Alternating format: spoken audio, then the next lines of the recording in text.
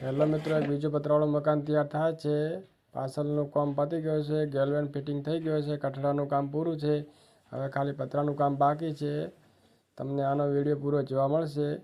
પૂરો વિડીયો જોજો કેવી રીતનું પતરાવાળું મકાન બને છે અને આના પછી તૈયાર મકાનનો વિડીયો આવશે. જય રામાધણી મિત્રો.